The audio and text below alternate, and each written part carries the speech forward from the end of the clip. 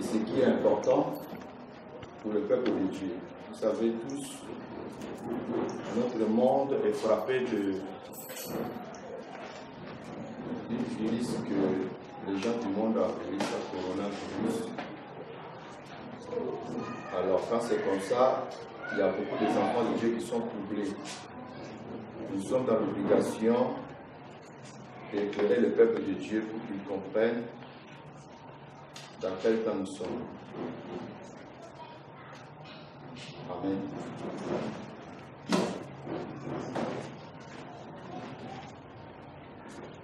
Voilà. Donc, je disais que l'enseignement d'aujourd'hui a un caractère prophétique.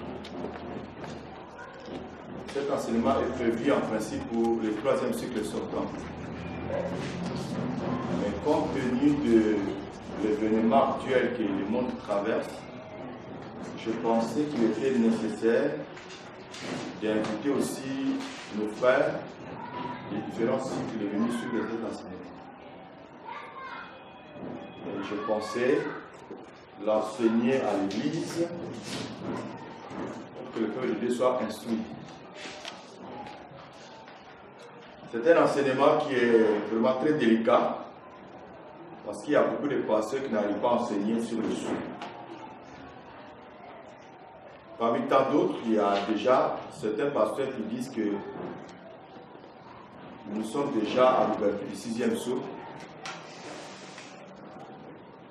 Bientôt, le 7e sceau sera ouvert. D'autres disent déjà que nous sommes déjà à l'ouverture du 7e sceau et nous sommes à la 6e trompette. Il nous reste seulement la 7e trompette. Vous voyez? Tandis qu'il y a d'autres qui disent que non, les trompettes n'ont pas encore commencé à sonner. Il est important que nous nous référons dans les Écritures pour voir la vérité, ou alors la véracité de ces prophéties. Cela est très important pour l'Église de Dieu.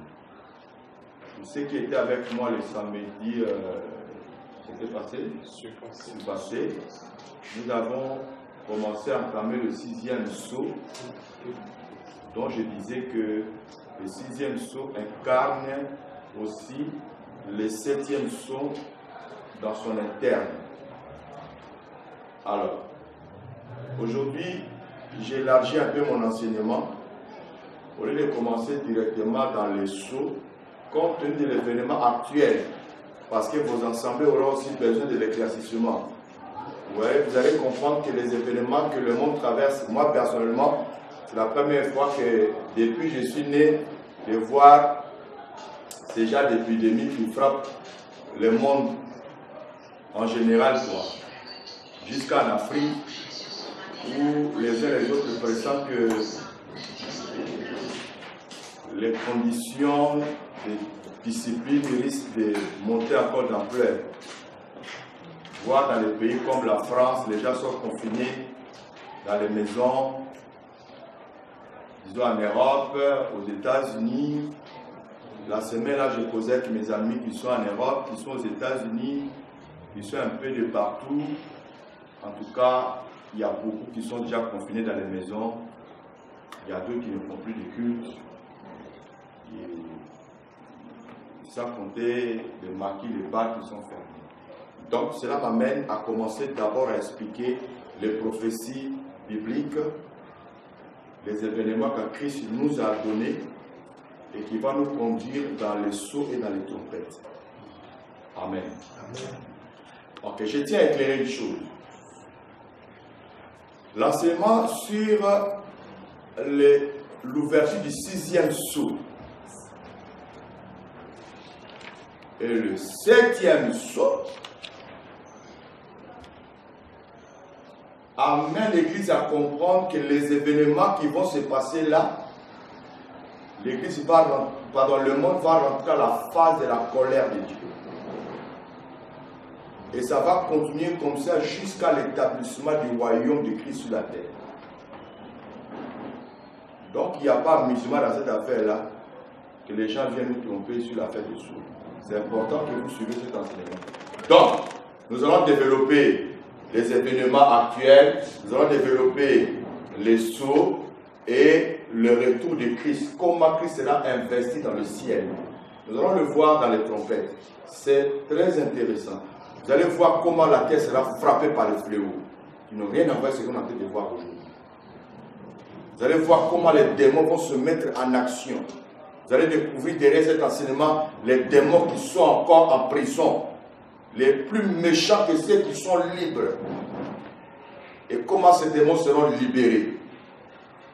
Parce que nous allons aller de trompette en trompette. Et comment la terre sera tourmentée. Et comment le monde va s'organiser pour empêcher le retour de Christ. Et comment le Christ sera investi depuis le ciel. Et comment il va faire son atterrissage sur la terre. Donc, à l'interne de cet enseignement, il y a aussi l'eschatologie dedans. Quelqu'un comprend?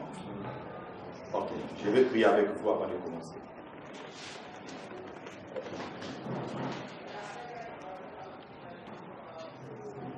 Père, nous te rendons grâce au nom de Jésus-Christ et nous te prions, Seigneur, de venir nous révéler ta parole.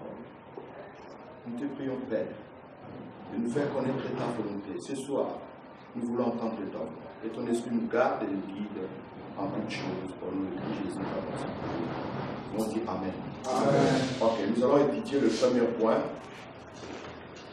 Vous écrivez le thème d'abord, le message prophétique. Ça, c'est le thème. À l'interne, nous avons les événements actuels. Dans les événements actuels, nous allons parler sur à quel temps sommes-nous. Nous parlerons des temps des nations. Nous parlerons sur l'abomination de Satan sur la terre.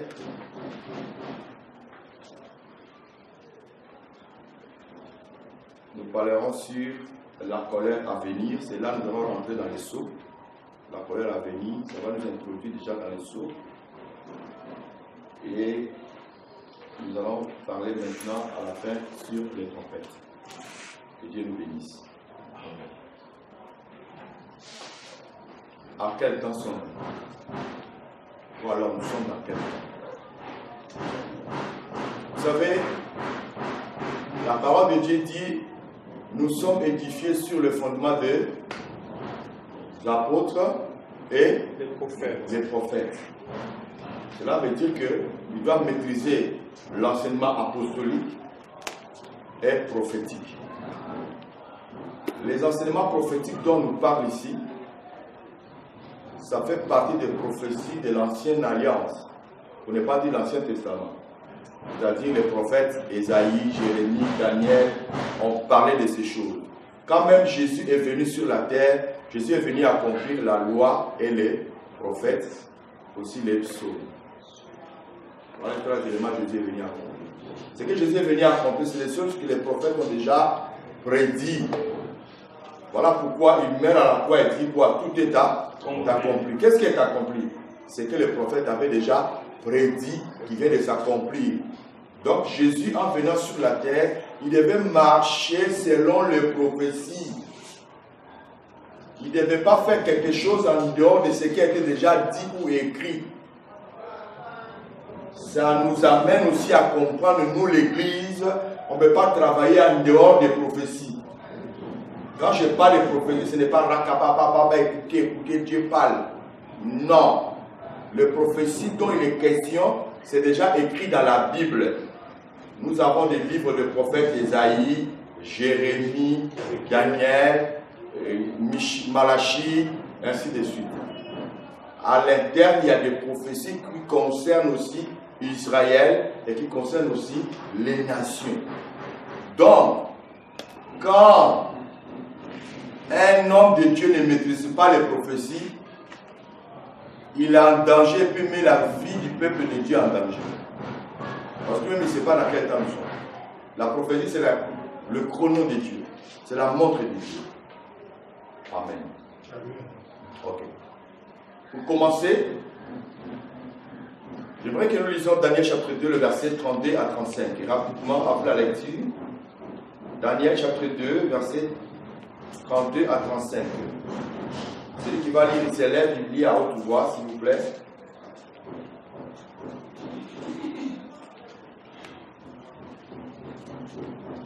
Oui, le pasteur va lire.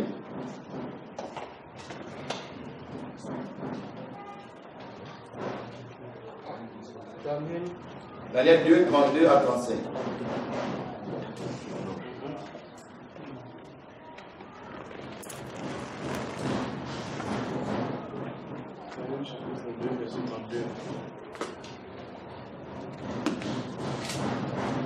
Daniel chapitre 2, à partir du verset 32. Oui, 32 jusqu'au verset 35. La tête de ces statues était d'or pur. Sa poitrine et ses bras étaient d'argent. Son ventre et ses cuisses étaient d'airain. Ses jambes de fer, ses pieds en partie de fer et en partie d'argile. Tu regardais lorsqu'une pierre se détacha sans le secours d'aucune main, frappa les pieds de fer et d'argile de la statue et les mit en pièces. Alors le fer, l'argile, l'airain, l'argent et l'or furent brisés ensemble et devinrent comme la balle qui s'échappe d'une haie en été. Le vent les emporta et nulle trace n'en fut retrouvée. Mais la pierre qui avait frappé la statue devint une grande montagne, et remplit toute la terre. Amen. Ok. Nous avons ici un songe que le roi Nebuchadnezzar a fait à son temps. Mais ce songe nous parle des choses prophétiques qui vont s'accomplir des temps de Nebuchadnezzar jusqu'au retour de Jésus. C'est-à-dire Nebuchadnezzar étant le roi, non seulement de Babylone, il s'est autoproclamé aussi le roi des rois à son temps. Parce que l'empire babylonien dominait le monde entier. Nebuchadnezzar gouvernait le monde entier. Ce que nous devons comprendre par ce passage, l'état à laquelle nous sommes est appelé l'état des nations. C'est dans cet état-là que nous sommes. J'ai dit ça pour ouvrir d'abord votre intelligence. L'état des nations ici commence avec le roi Nebuchadnezzar, c'est-à-dire en Babylone. Nous voyons Nimrod à son temps, il nous a donné l'illustration. En construisant, il a construit quoi? La tour de Babel. Babel qui veut dire confusion. Est-ce que vous comprenez un peu? De Babel est sorti Babylone. C'est-à-dire Babylone est la continuité de Babel. Est-ce que vous comprenez un peu? Ce que Nimrod a fait, c'est une illustration du royaume universel, dirigé par un homme. C'est-à-dire un homme qui gouverne le monde entier. C'est ça la tour de Babel.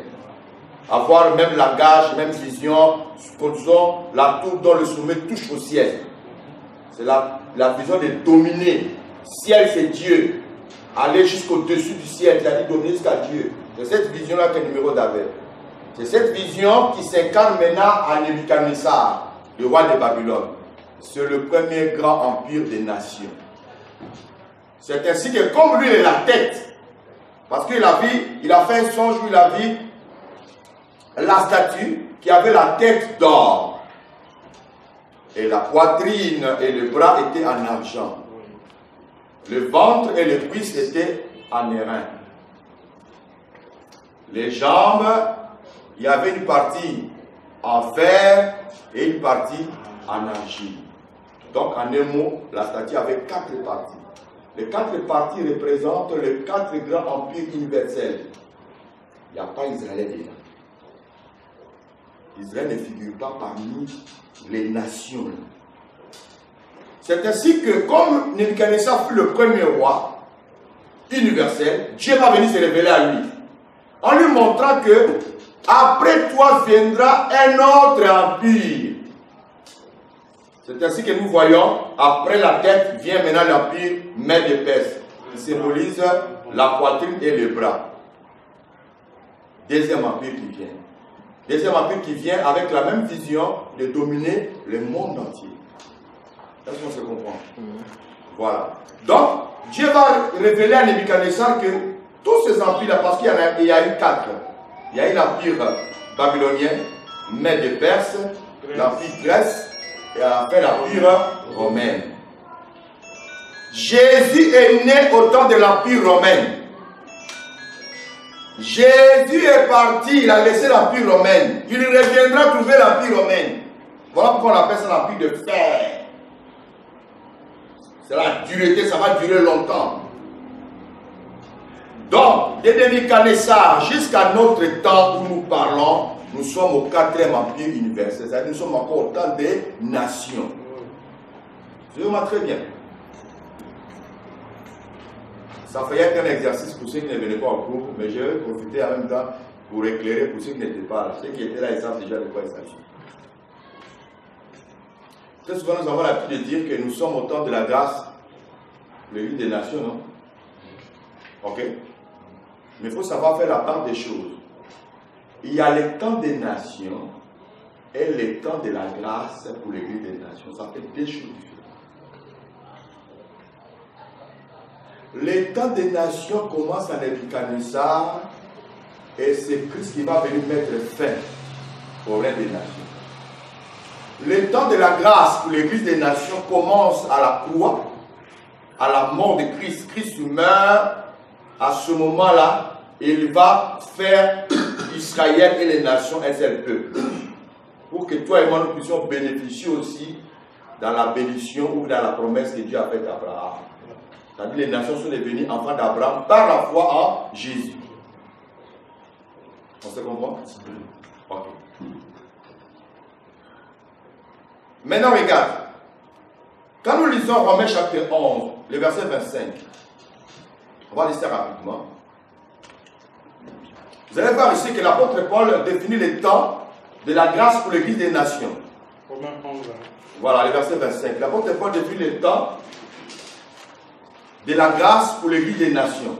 Romains 11, 25 dit ceci. Voilà. Car je ne veux pas, frère, que vous ignorez ce mystère, afin que vous ne vous regardez point comme sages. C'est qu'une partie d'Israël est tombée dans l'endurcissement jusqu'à ce que la totalité des païens soit entrée. Verset 26. Okay. Et ainsi, tout Israël est tombé dans l'endurcissement jusqu'à ce que la totalité des païens soit entrée. Cela veut dire que ça, c'est la grâce que Dieu ouvre pour les nations. Amen. Quand la totalité des nations vont faire leur entrée dans le royaume de Dieu, là nous voyons déjà quoi? Quel événement? L'enlèvement de l'église. Amen. Donc dès qu'il y aura l'enlèvement de l'église, c'est fini. Dieu doit s'occuper maintenant d'Israël. Vous voyez, tous les actes que Jésus posait étaient prophétiques.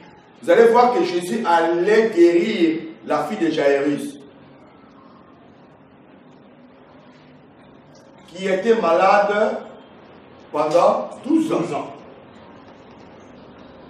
En partant guérir la fille de Jairus, il y a une femme qui était malade aussi pendant 12 ans. Pardon, j'ai dit la fille n'était pas malade pendant 12 ans, elle avait 12 ans d'âge. Voilà. La fille de Jairus avait 12 ans d'âge. Voilà. Pendant ce temps, Christ partait sur la route, il va croiser une femme qui avait aussi la perte de sang pendant 12 ans. Donc vous voyez le chiffre 12. 12, c'est le chiffre de l'administration de Dieu. Dieu dit le chiffre 12 pour gouverner. C'est que vous allez voir qu'Élie, en posant l'autel, il a posé l'autel de 12 pierres. Quand il a fini, il a dit à Dieu, j'ai fait toutes choses selon ta parole. Seigneur, descend le feu. Et le feu descendit. Parce qu'il y avait les 12 pierres qui représentaient les 12 tribus d'Israël. On est d'accord? Maintenant, regarde. Jésus n'allait pas chez la femme qui avait la perte de sang. Jésus allait chez Jairus pour sa fille. Mais cette femme, en voyant Jésus passer, elle a profité. Elle a eu la grâce que Jésus passe devant elle. Elle dit, si je puis seulement toucher son vêtement, je serai guéri. Parce qu'elle avait honte. Quelqu'un qui a la perte de sang, frère, imaginez un peu la suite. ne peut pas s'asseoir au milieu des gens comme ça. Vous voyez, donc elle avait honte. Elle est partie, elle a touché le vêtement de Jésus, elle a été guérie. Et Jésus s'arrêta en disant, quelqu'un m'a touché. Elle dit, mais tout le monde te touche, comment tu peux dire ça? Non, quelqu'un m'a touché, parce que j'ai senti une force sortir de moi. Cette femme-là représente l'Église des nations. Nous, les païens, nous sommes sauvés par la grâce. On ne méritait pas ça. Jésus est venu pour Israël. Mais en venant pour Israël, il se trouve que Israël ne l'a pas reçu. Là, nous sommes maintenant dans Jean chapitre 1, verset 11. Les siens ne l'ont pas reçu, ils l'ont rejeté. Donc Christ maintenant regarde vers les nations. Cela veut dire que, prophétiquement parlant, jusqu'à l'heure où nous parlons, Jésus est encore avec la femme à peine de 112 ans. Pendant ce temps, la fille de Jairus avait de mourir. C'est ça. Il dit à Jairus, garde ton calme, ta fille va revenir à la vie. Alors Israël souffre d'endurcissement, souffre de son Dieu. Mais nous, les nations, nous bénéficions parce que Christ a arrêté au milieu de nous. Voilà pourquoi il dit jusqu'à ce que la totalité des païens soit entrée. Quand la totalité des païens va faire son entrée, Jésus doit continuer sa route chez la fille de Jairus. Est-ce que vous comprenez ça un peu? Parce qu'elle doit recevoir son miracle. C'est comme ça. Cela veut dire que si l'Église est enlevée, Christ doit continuer sa mission maintenant vers son peuple Israël. Est-ce que vous comprenez un peu? Toi et moi, nous sommes des Léa. Vous voyez? Léa, on ne l'a pas épousée. Hein? Léa est devenue la femme de Jacob par faveur, par grâce.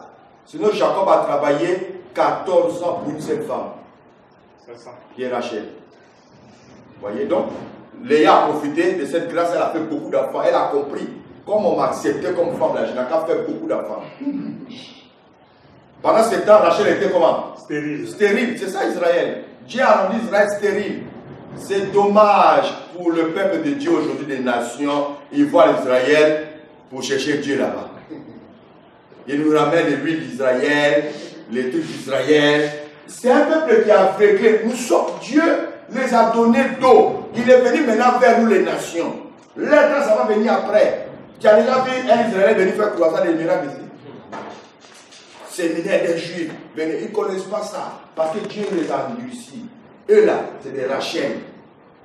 Il faut que Léa fasse ses enfants d'abord. Quand on va finir de faire nos enfants, à ce moment-là, on sera tranquille. Allez, on va libérer Rachel. Elle va faire son Joseph avec Benjamin. Donc, la grâce est à notre camp. Voilà pourquoi l'apôtre Paul parle de ces choses-là. Je parle de deux choses. Hein.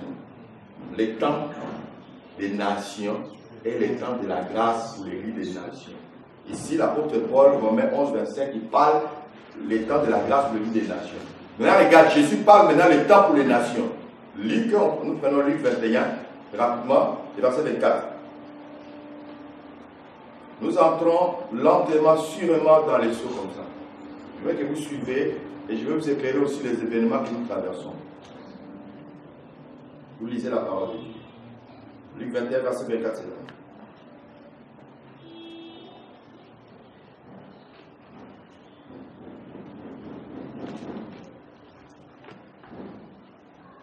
Lisez s'il vous plaît.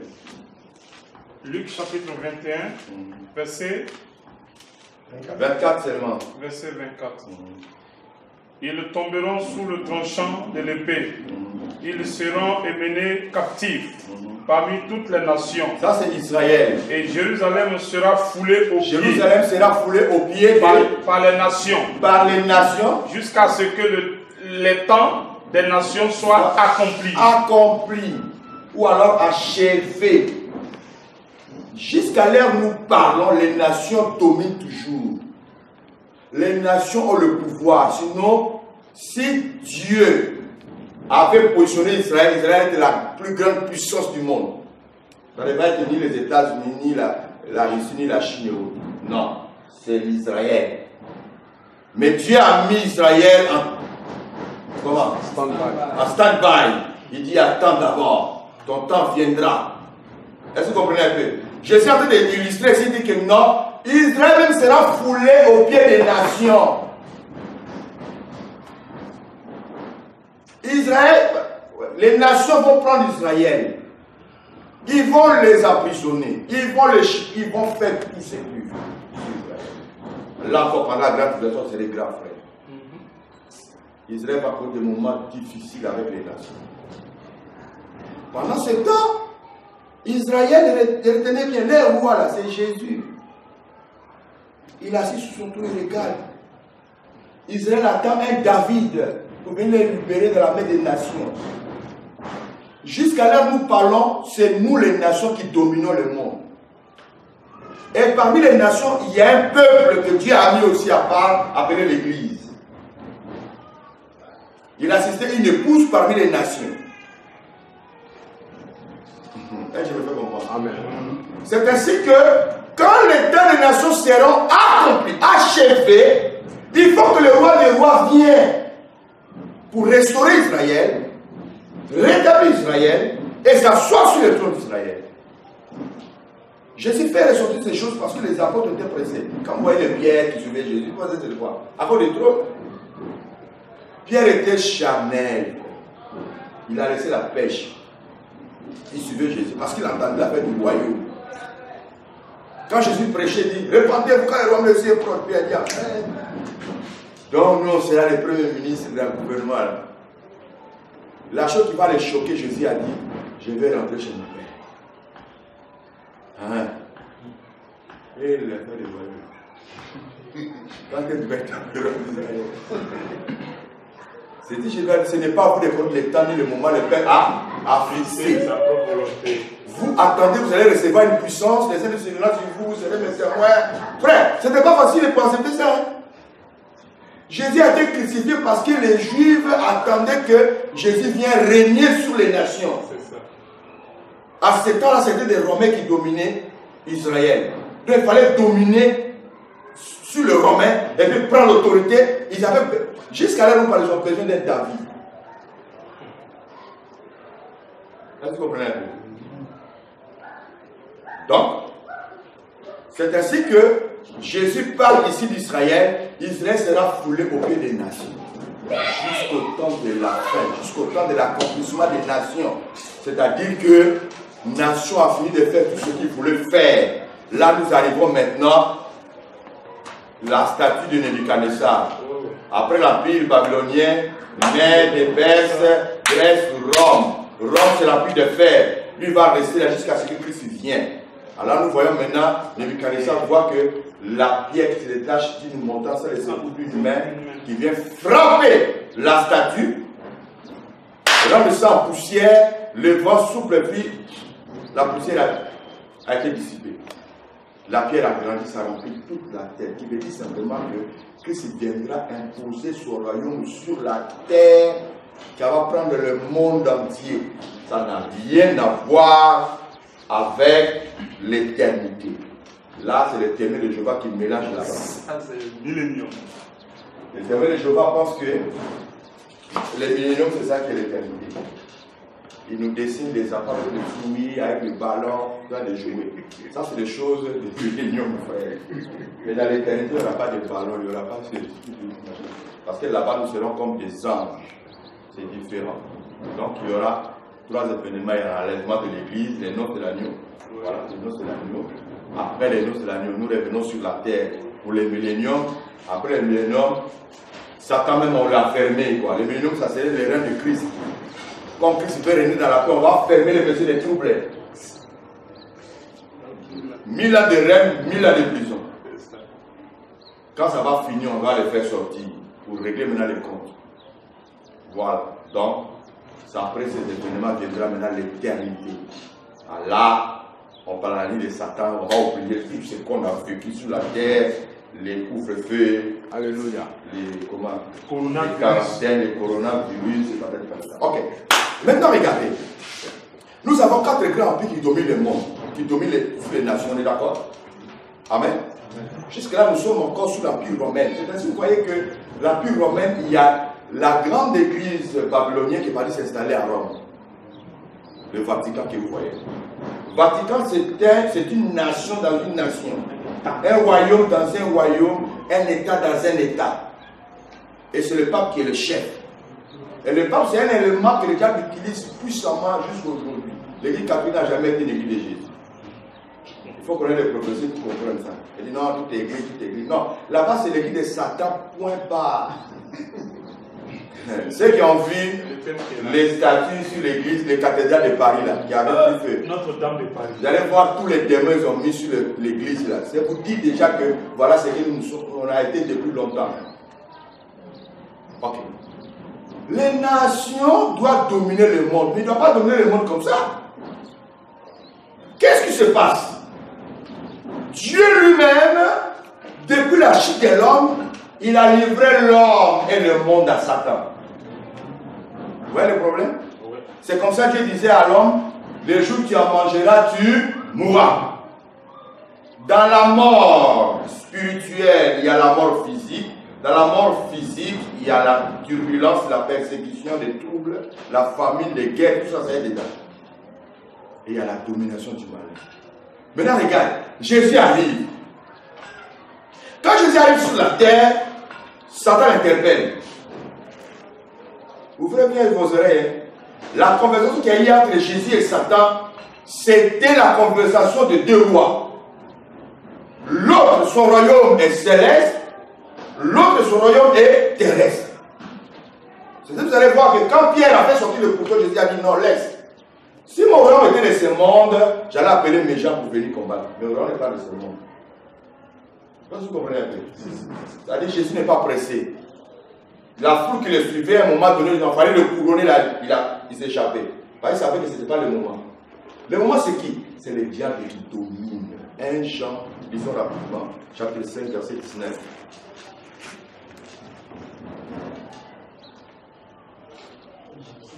1 Jean 5, 19. Après, nous allons lire Luc 4, verset 5 à 6. Mais après l'explication avant de lire Luc. Là. Nous lisons d'abord 1 Jean 4, 1 Jean 5, verset 19.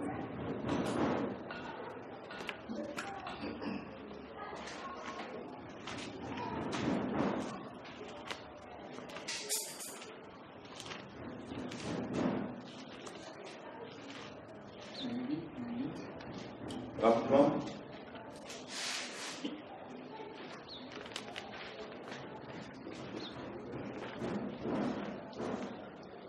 1 Jean 5, verset 19. Nous savons que nous sommes de Dieu et que le monde entier est sous la domination du malin. Vous voyez, nous savons que nous sommes de Dieu. Ça, c'est un peuple à part. Ça, on appelle le peuple acquis. Et que le monde entier est sous la domination du malin. Malin, c'est qui? C'est Satan lui-même. C'est Satan lui-même. C'est-à-dire c'est le diable qui domine le monde dans lequel nous sommes frères. Attends. Toi, tu peux vraiment être dans une maison où tu es dans ta famille. Et puis il y a, je ne sais pas s'il faut dire qu'il y a un bandit qui t'a fait vraiment du tort, que tu as reconnu son visage, il vient te donner ses enfants, de les garder, il va en voyage, tu vas récupérer des enfants. Et ces enfants dorment chez toi. Comment tu vas sentir dans ton cœur quand tu vas voir tes enfants? Hein? Frère, on lui a donné le monde pour dominer. Mais c'est tout que dans le monde, il y a des enfants de Dieu dedans. Il n'est pas tranquille. Il ne comprend pas, il se lève. Voilà. Ça les gêne, ça l'embête quoi. Parce que ceux qui sont dedans là, ils ne sont pas prêts à s'étonner à les suivre. Il construit son armée, nous on n'est pas dedans. Il construit son royaume, on n'est pas dedans. On dit non, ça c'est Satan, il n'est pas là-bas.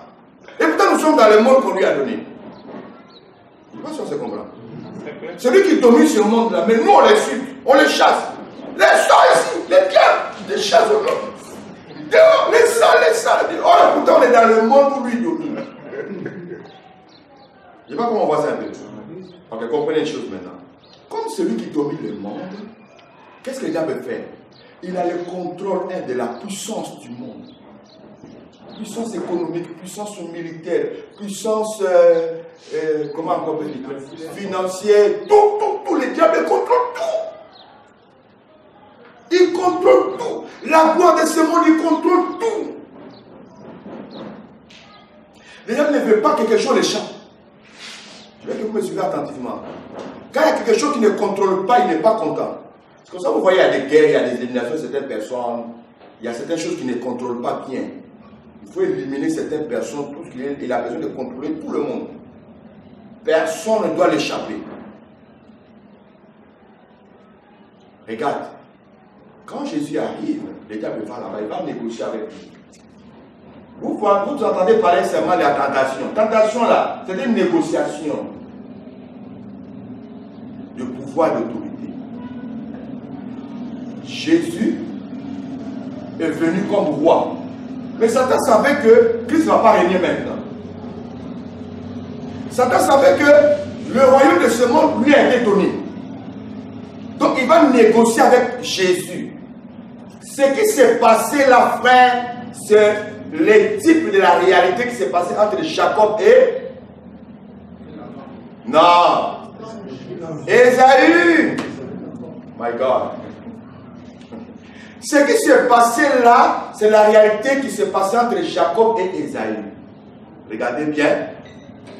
Jacob a attendu au moment où Ésaü avait faim pour venir négocier les trônes, négocier les droits d'aînesse.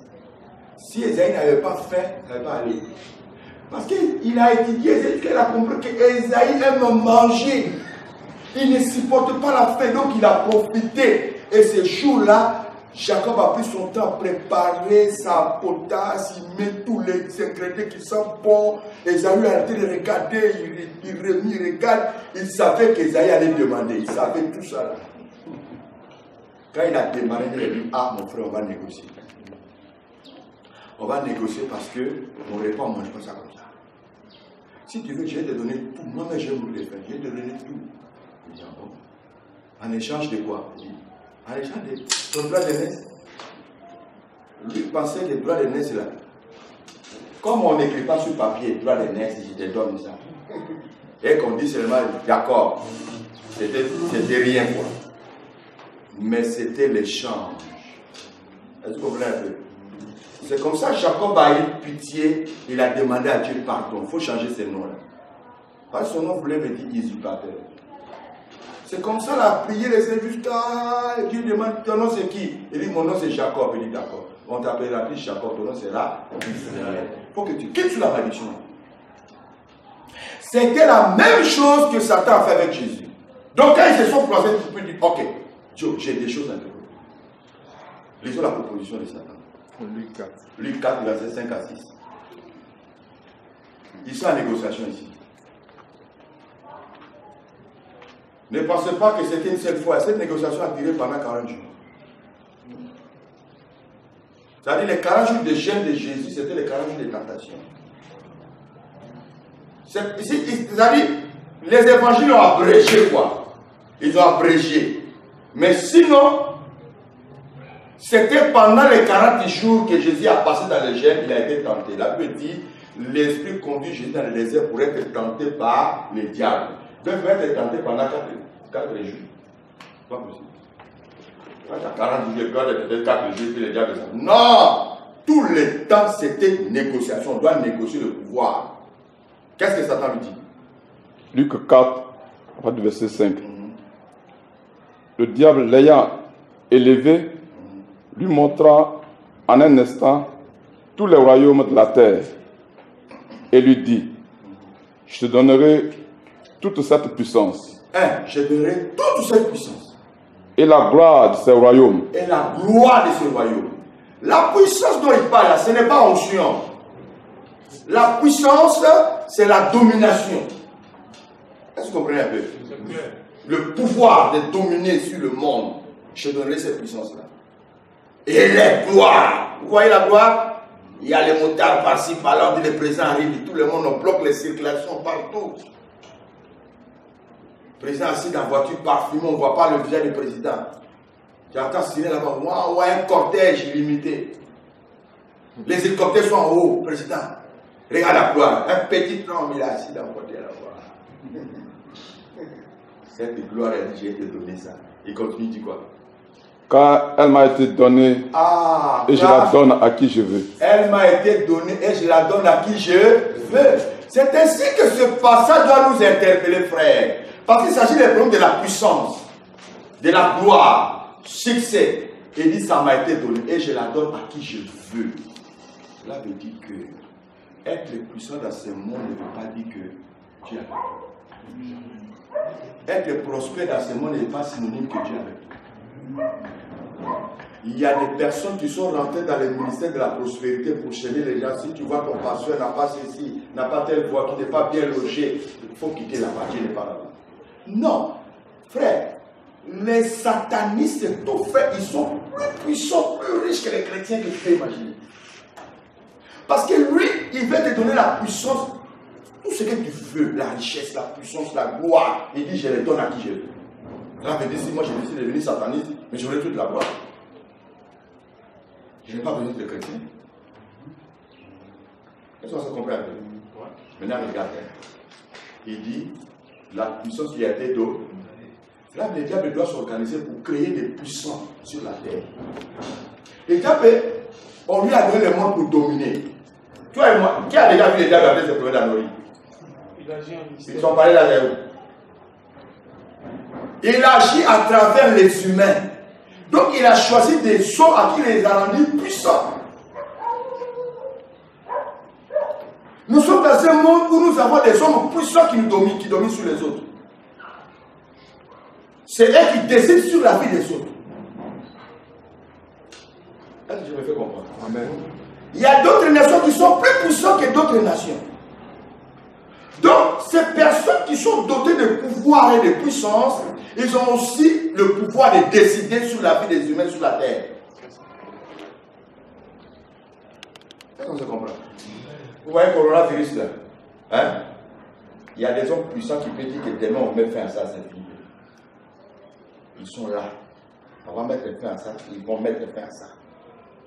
Il y a des hommes puissants qui peuvent dire aujourd'hui, décider, l'Afrique est libérée. Vous allez bien manger, bien dormir, et on va bien manger, bien dormir.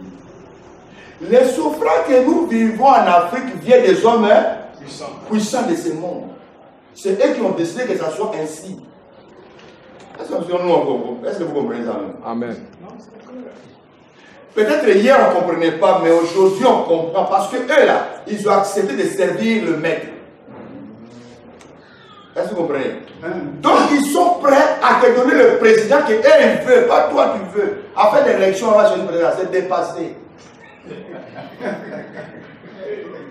Parce qu'ils ont fait pacte, ils ont accepté de sacrifier même les corps, même les enfants, les tout, pour avoir ce pouvoir-là. On les a donnés. Et puis les mains, c'est lui qui domine. Toi, tu vas dire quoi?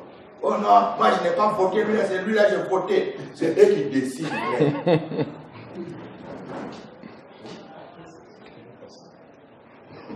Si celui que tu as voté est passé, c'est que ce que tu as voté là, c'est lui qui ils ont décidé, lui il est passé. C'est eux qui mélangent le monde. Vous comprenez un peu? Je pose une question. L'Antéchrist, il est déjà venu dans le monde, il n'est pas encore venu. Une personne. L'Antéchrist est déjà venu dans le monde, il n'est pas encore venu. Lève la main.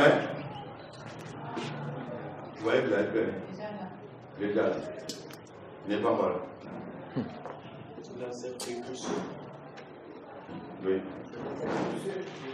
Parle fort. Il est déjà là. Il est déjà là. Hein?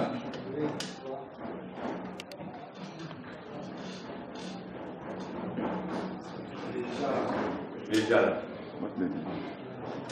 Frère, lisons la Bible, va nous donner la réponse à même. 1 Jean chapitre 4, verset 3.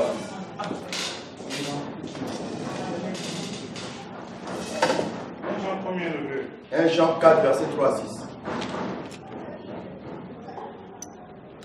1 Jean 4, verset 3 à 6.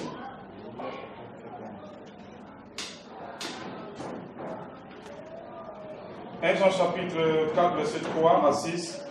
Et tout esprit qui ne confesse pas Jésus n'est pas de Dieu. C'est celui de l'Antéchrist. Tout esprit qui ne confesse pas Jésus n'est pas de Dieu. C'est celui de l'Antéchrist. L'Antéchrist, c'est-à-dire celui qui est contre Christ. Contre Christ. Donc vous avez. Or, Christ c'est la parole. C'est lui le oint. Celui qui est contre le Christ, il n'est pas d'accord avec Jésus. Il n'est pas d'accord avec Jésus, il n'est pas d'accord avec la parole.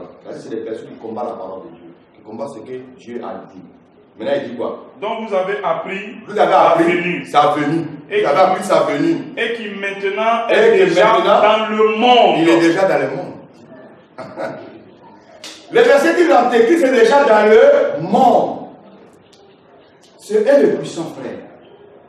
Derrière l'esprit de l'antéchrist, il y a ce qu'on appelle l'esprit des faux prophètes.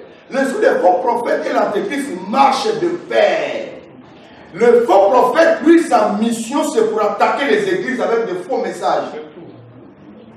Détourner le peuple de la réalité. C'est-à-dire, quand vous allez là-bas, c'est délivrance, guérison, prospérité, tout va aller bien. Mais on va aller prendre dans ta maison, tout va aller bien. Ton travail, tu vas prospérer. Mais on ne va pas te parler comment tu vas faire pour aller au ciel, quelles sont les procédures pour rencontrer Jésus, comment tu vas marcher la sanctification par la crainte de Dieu. Ça, ce n'est pas là-bas.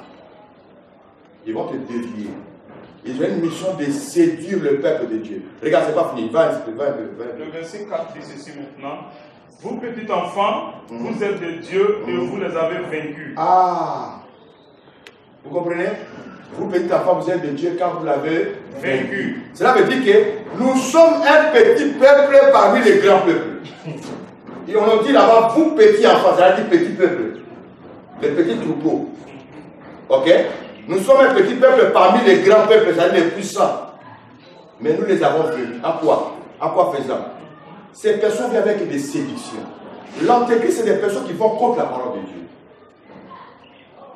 Qui vont contre le Christ.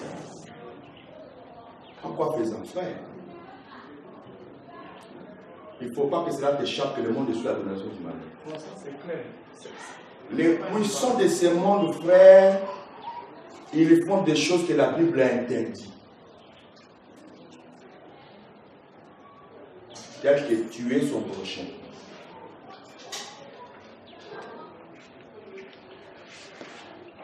Faire manger son prochain, son semblable.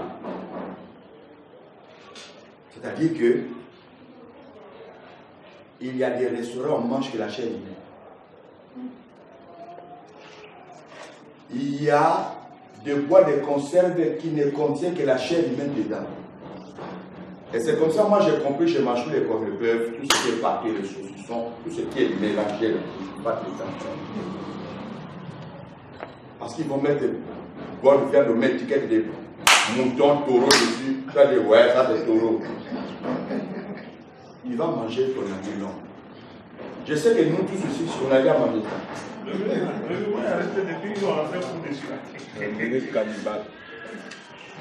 C'est la mission qu'on les a confiée. Ils sont contre le Christ, ils sont contre la parole de Dieu. Ils provoquent des guerres pour que les gens meurent. Le virus que nous voyons aujourd'hui, ce virus c'est l'affaire. C'est l'homme qui l'a créé.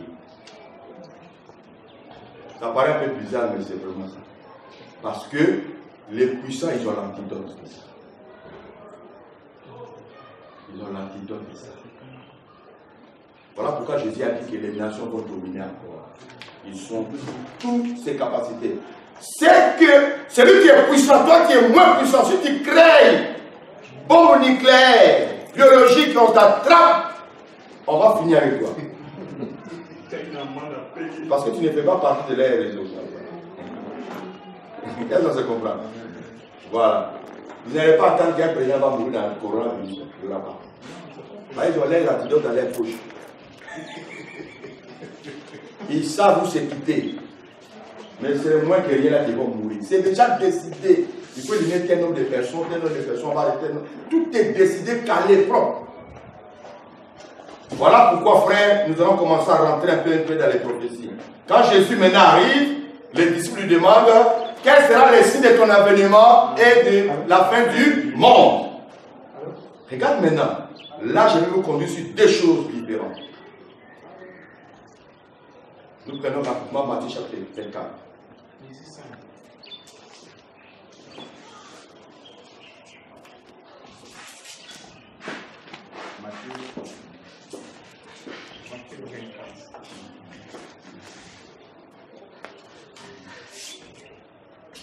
Lisons la partie verset 23.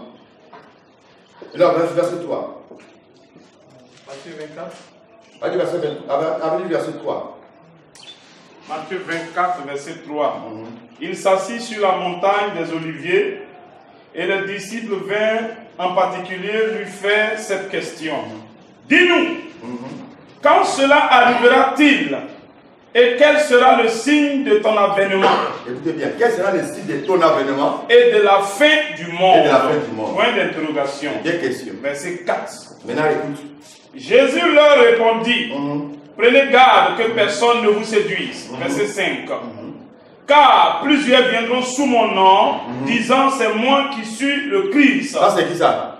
Ça, c'est l'antéchrist. L'antéchrist. Et ils séduiront beaucoup de gens. La séduction. Frère, regardez bien. Il dit prenez coup. Prenez garde à vous-même. Prenez garde à vous-même. Plusieurs viendront sous mon nom. Lis la suite, lis la suite. Donc, verset 6 maintenant. Vous entendrez parler de guerre et de bruits de guerre. De guerre et de bruits de guerre. Gardez-vous d'être troublés. Ah, gardez-vous d'être troublés. L'église est où? L'église est sur la terre. Et sur la terre. Car. Une minute. Oui, bah, car il faut que ces choses arrivent, mais ce ne sera pas encore la fin. Vous comprenez? C'est-à-dire les guerres, bruit de guerre, tremblement de terre, tous ces phénomènes-là, même ce que nous vivons aujourd'hui, ça va arriver pendant que l'église est encore sur la terre. C'est ainsi que Jésus exhorte l'église de ne pas avoir peur. Car il faut que ces choses arrivent. Mais ça ne serait pas encore la fin. C'est un commencement de douleur. Regarde, pendant que l'église est encore là, ces choses-là arrivent. Or, quand nous allons rentrer maintenant sur les trompettes, l'église ne sera pas là, parce que ça, c'est la colère de Dieu qui va descendre. Il frappe la terre sérieusement. Écoutez bien. Quand la colère de Dieu va commencer à frapper la terre, Dieu va épargner son église. Mais là, l'église n'est pas épargnée, l'église est encore là. Cela veut dire que ce n'est pas Dieu qui provoque ces choses-là. Non. Ce sont les humains. Guerre entre l'un et l'autre, la famine, tremblement de terre, ce sont les humains. C'est ce qu'on appelle les puissants. C'est eux qui provoquent ça. C'est-à-dire peut décider aujourd'hui qu'à partir d'aujourd'hui, on va guerre à Côte d'Ivoire. Parce que cela, il ne veut pas nous entendre. Guerre là, l'objectif, il n'y a que deux. Soit on met celui que eux ils veulent, ou alors vous changez votre comportement. C'est comme un papa là, dans la maison quoi. Tu es avec tes enfants, ta femme et tout ça, c'est toi qui es le chef. Le dernier mot te revient, non? Ouais. Vrai ou faux? Ouais. Il est 23h, tout le monde est pourquoi vous le donnez? Allez, t'es la direction, allez, rentrez dans la chambre, allez, dormir. C'est ça la puissance. On est d'accord? Amen. Elle a dit non, papa, moi je n'ai pas sommé. Sommez-vous pas dans la chambre. Ce que tu vois, ça c'est ton petit royaume qui te gouverne comme ça. Maintenant, eux là, c'est les puissants de ce monde. Ils se retrouvent dans le lieu secret pour décider sur nous. C'est ça. Tu vois la façon dont on assis là. Hein? On est comme des poulets. Donc il y a quelqu'un qui décide pour nous. Poulet n'a pas de décision dans sa maison. Vrai ou faux? Amen. Peu importe le nombre des œufs qu'elle a pondu, tout cela, la décision finale devient en propriété de poulet. Elle a qu'à sortir pour aller manger, pondre ses œufs. Hein? Pondre ses œufs, ça c'est son problème. Il suffit seulement que le propriétaire reçoit un visiteur très important et qu'il n'a rien à lui offrir. Il regarde poulet et dit toi, il viendra manger. Poulet là, il ne sait pas, tcha. On a déjà envoyé quelqu'un pour aller payer oignons, piment, tout ça là.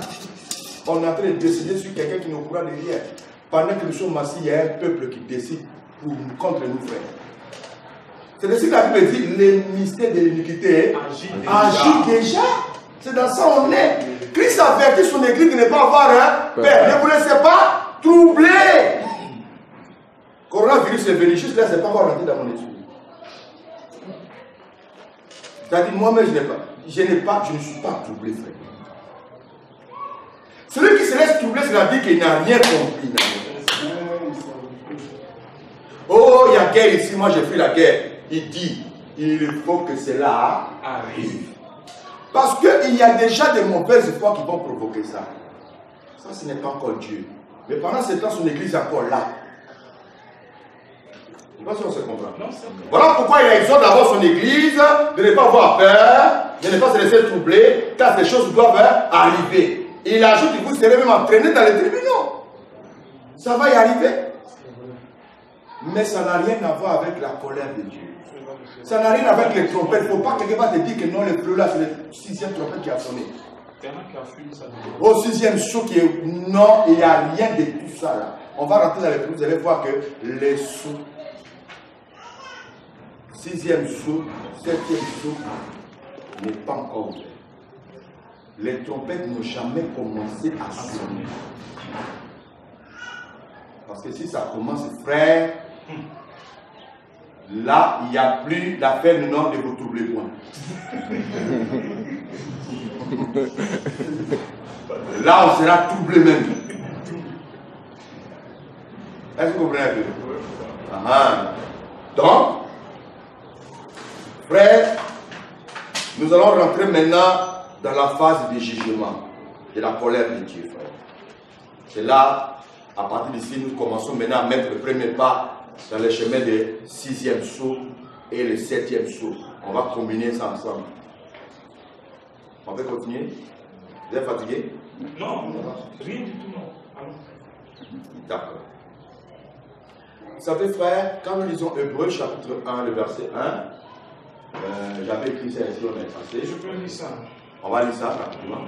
Hébreux 1, 2. Après avoir autrefois, virgule, à plusieurs reprises et de plusieurs manières, virgule, parlé à nos pères par les prophètes, virgule, verset 2. Dieu, dans ces derniers temps, nous a parlé par le Fils qu'il a établi, héritier de toutes choses, par lequel il a aussi créé le monde. Amen. Dieu, après avoir à plusieurs reprises et à plusieurs manières parlé à nos pères par les prophètes. Je retiens à plusieurs reprises et à plusieurs manières.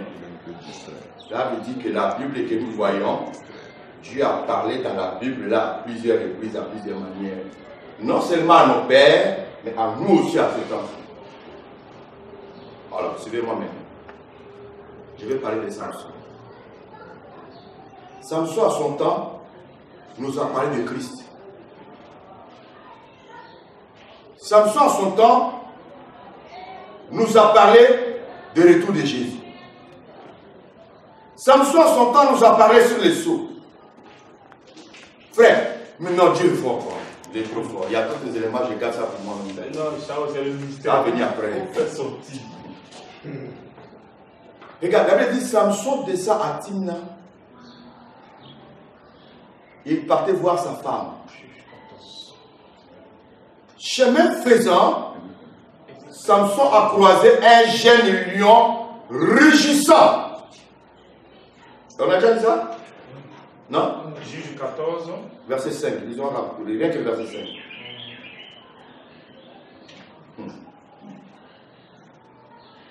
Rien que le verset 5. Juge 14, verset 5. Samson descendit avec son père et sa mère à Timna. Lorsqu'ils arrivèrent aux vignes de Timna, voici un jeune lion rugissant vient à sa rencontre. À sa rencontre. Un jeune lion rugissant. Rugissant, c'est quoi? C'est un lion en colère qui rougit. Un lion en colère. Et il a bondi sur Samson. Samson a tué le lion. Et il est parti. À son retour, il a trouvé quoi sur le lion? Du bien. Frère, toutes ces choses sont prophétiques.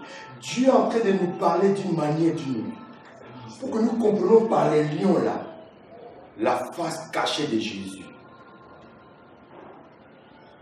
Quelqu'un comprend? Ouais. Cela veut dire que Samson a de nous dévoiler les deux faces cachées de Jésus, qui se trouvent dans les lions. Donc quand les lions, les jeunes lions, c'est le Jésus lui-même. Il dit les jeunes lions rugissant. Ça part déjà de Christ à son retour. Christ à son retour, il reviendra comme les jeunes lions rugissants. Il ne reviendra pas pour s'amuser, il viendra comme un jeune lion rugissant. Ça veut dire la colère du roi. Maintenant, il se trouve que quand Samson est revenu, il a trouvé les essaims de miel sur les lions. Et il a pris, il a commencé à manger, c'était vraiment très doux. Vous voyez, vous comprenez? Or, le miel, sa douceur symbolise la douceur de l'agneau. Vous comprenez? Cela veut dire que l'agneau a apparu premier dans la douceur. Cela nous a apporté la grâce, frère, pour l'avoir accepté. Jusque-là, nous sommes encore à la phase du miel. Vous comprenez? C'est comme ça, Samson a pris, il a envoyé ça chez les Philistins en leur donnant l'énigme. Définissez-moi, du fort est sorti le doux. Cela veut dire que Christ, roi des rois, a laissé sa gloire, il est venu sur la terre, mais dans la douceur, étant l'agneau. L'agneau, en lui, il n'y a pas l'agressivité. Vous comprenez? Mais dans l'agneau, il y a les lions. Les lions cachent l'agneau à l'intérieur. C'est ainsi que quand l'agneau, Samson a mangé, il n'a pas mangé la chair de lion, mais il a mangé le miel qui sort du lion. C'est ça la douceur de l'agneau. Ça, c'est la grâce que Dieu nous donne. C'est-à-dire que Samson, nous devons avoir la première face de Christ.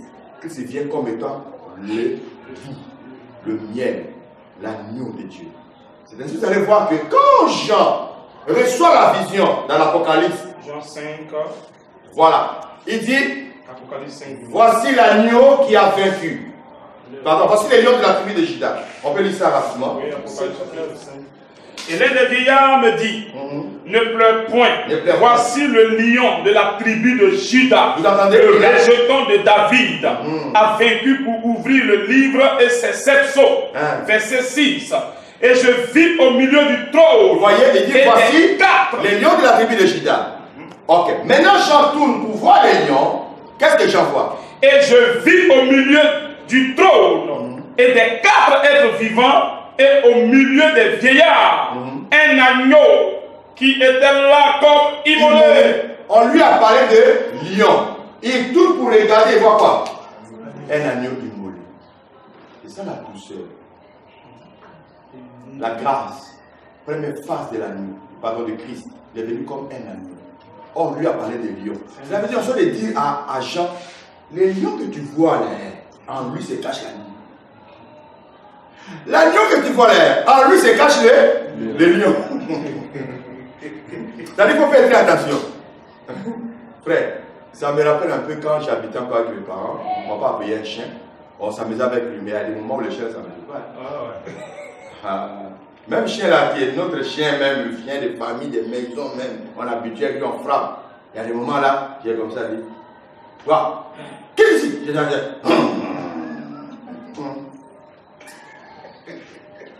Bon, je sais qu'il va obéir. C'est lui, faut pas dire. Ça dit, dans mon propre chien là, en lui se cache la colère. La continuité. Ça dit, moi je vois l'agneau, mais dans l'agneau il y a des lions. Est-ce que vous comprenez un peu? Et dans les lions, il y a l'agneau qui est caché. Donc c'est vice versa. C'est ainsi que vous allez voir un peu ces choses-là. Quand la colère de Dieu a commencé à manifester, les riches ont dit que qui peut résister devant la colère de l'agneau? Tapez. L'agneau est coléré. Tapez. Qui peut résister Devant la colère de l'agneau. devant la colère de l'agneau? Est-ce que l'agneau est agressif? Est-ce qu'un agneau peut nous attaquer? Non. Cela veut dire que dans l'agneau se cache qui? Les lions. Amen. C'est-à-dire quand Jésus reviendra une seconde fois, il ne reviendra pas comme l'agneau, c'est terminé. Il reviendra comme les lions de la tribu de Juda. On est d'accord? Non, lui n'a pas la main. S'il prend là, c'est athée. Il est fatigué. T'as vu?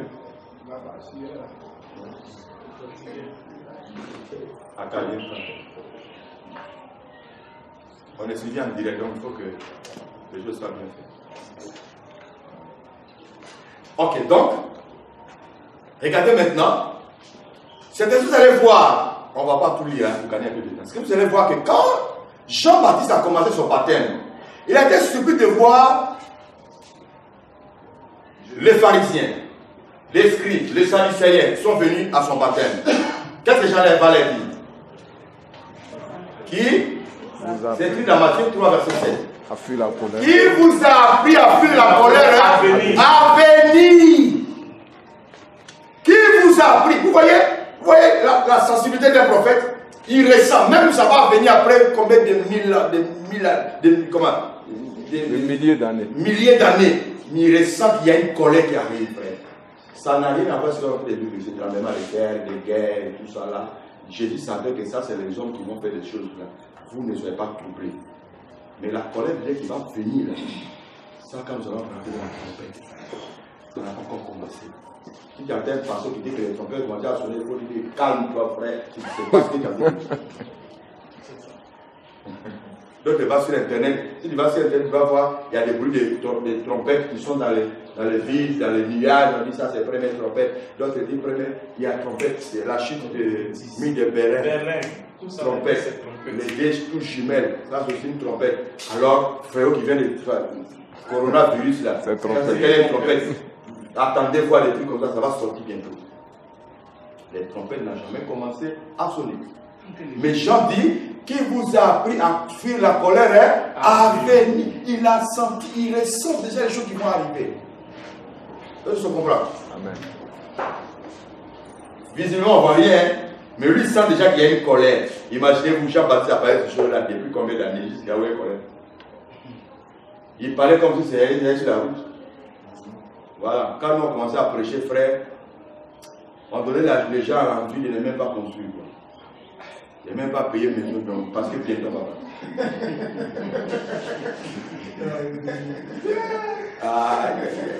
Sans connaître même les différents événements qui sont à vous. Comme ça, j'avais dit prêcher. Il dit, qui vous a appris la colère à venir? Donc, c'est comme si dans quelques semaines, la colère va s'abattre. Oh, il y avait encore des temps. Parce qu'il y a des différentes étapes dans l'eschatologie qui ne se font pas encore. On est d'accord? Amen. Ok. Maintenant, avant de toucher les sceaux, nous allons voir que avant que les sceaux, le 6e sceau commence, vous êtes en retard. Je vous ai introduit dans l'affaire qui ne vous concernait pas. Nous, on a déjà étudié 1er, 2e, 3e, 4e, 5e sceau. On a déjà fini avec ça. Voilà.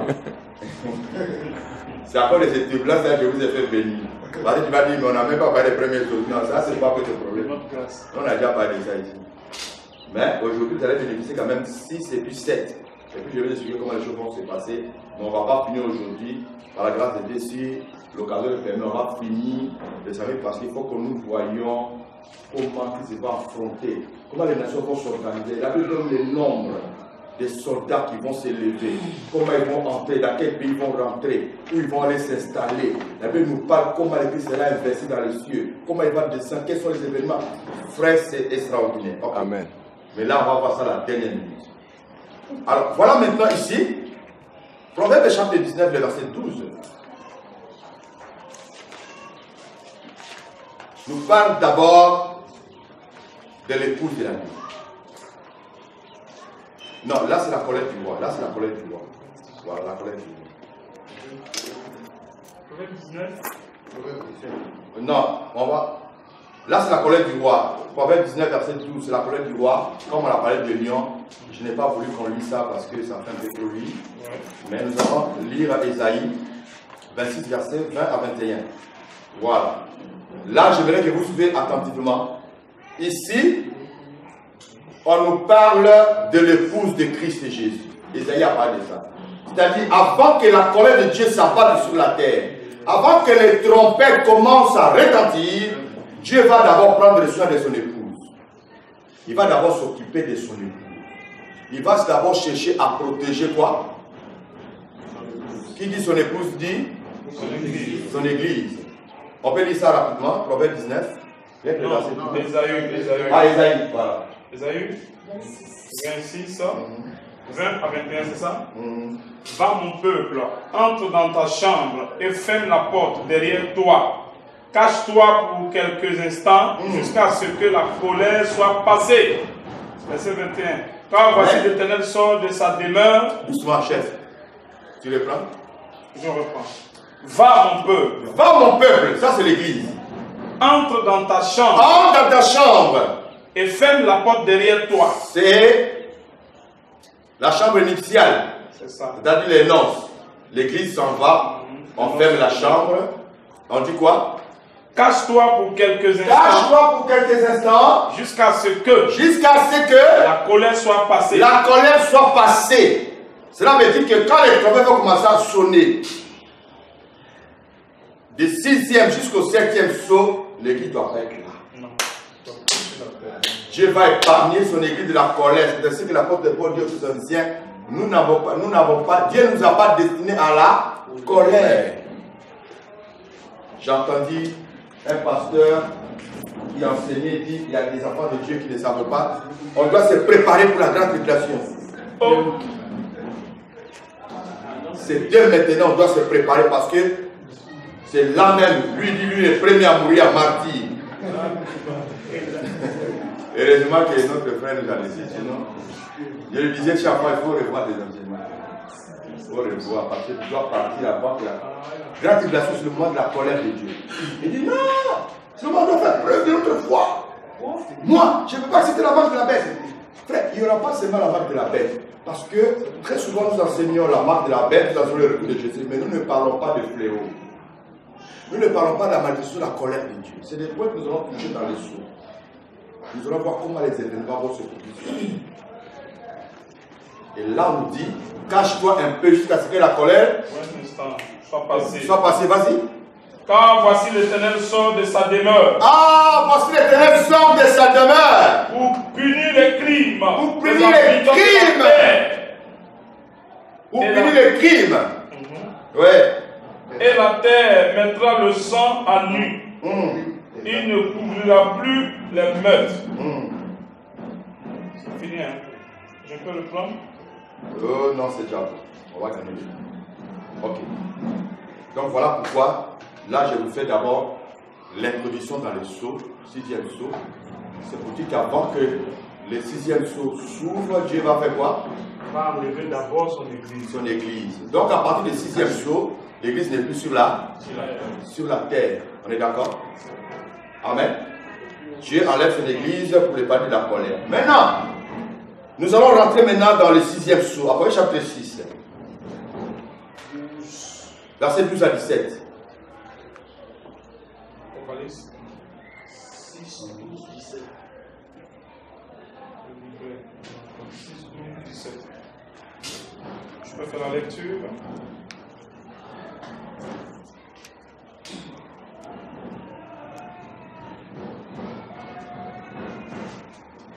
Apocalypse 6, verset 12. Je regardais quand il ouvrit le 6e sceau et il eut un grand tremblement de terre. Le soleil devint noir comme un sac de crin, la lune entière devint comme du sang, et les étoiles du ciel tombèrent sur la terre. Comme lorsqu'un figuier secoué par le vent violent jette ses figues vertes. Le ciel se retira comme un livre qu'on roule. Et toutes les montagnes et les îles furent remuées dans leur place. Verset 15. Les rois de la terre, les grands, les chefs militaires. Le verset 15. Suivez bien le verset 15 là. Le roi. Les rois de la terre. Les rois de la terre. Les grands. Les chefs militaires. Les chefs militaires. Les riches. Les puissants. Tous les esclaves. Qu'est-ce qu'il dit? Et les hommes libres. Se cachèrent dans les cavernes. Et dans les rochers des montagnes. Dans les rochers des montagnes. Verset 16. Il disait, regardez maintenant, suivez, regardez bien. L'ouverture du 6e sceau, ce sont les rois, les riches, les esclaves, les puissants. C'est eux qui donnent la définition du 6e sceau. Je vais comprendre. Ça, le 6e sceau, ça sert à quoi? Ça doit jouer quel rôle? C'est eux qui donnent la définition du 6e sceau. Ils disent quoi? Verset 16. Verset 16. Et il disait aux montagnes et aux rochers. Il disait aux montagnes et aux rochers. Tombez sur nous. Tombez sur nous. Et cachez-nous. Et cachez-nous. Devant la face. De celui qui est assis sur le trône. Et devant la colère de l'agneau. Car le grand jour de sa colère est venu. Car le grand jour de sa colère est venu. Jean-Baptiste avait dit quoi? qui vous a appris à fuir la colère à venir. Ici, les riches, les pauvres disent quoi? Car le jour de sa colère est venu.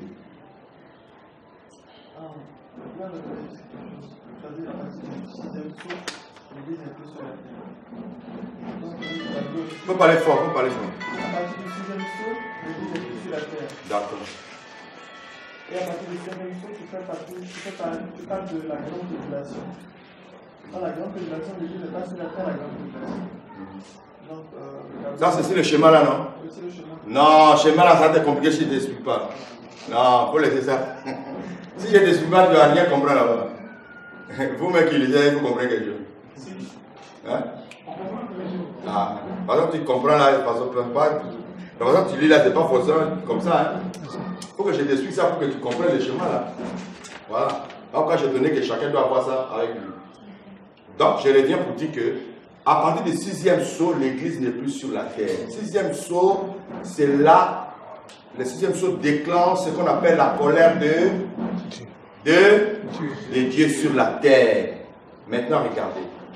J'aimerais attirer votre attention sur quelque chose, sur l'ouverture du 6e saut, à partir du verset 12.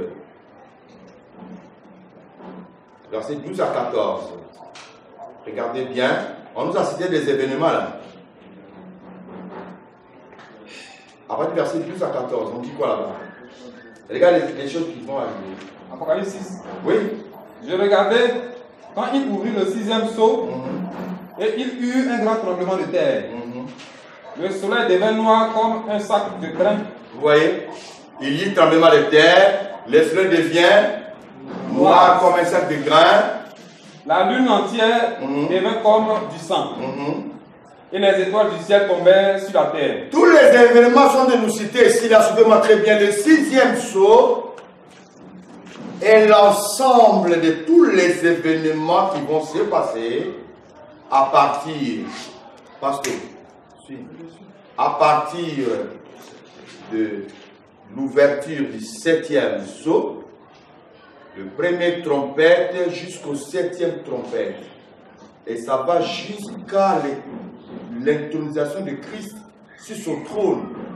C'est-à-dire même après les milléniums.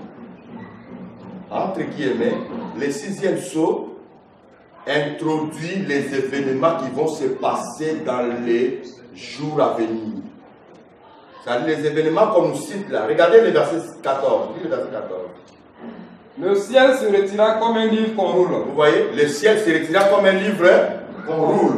Or, quand nous lisons Apocalypse chapitre 21, le verset, je crois le verset 1, on nous parle, Dieu va créer une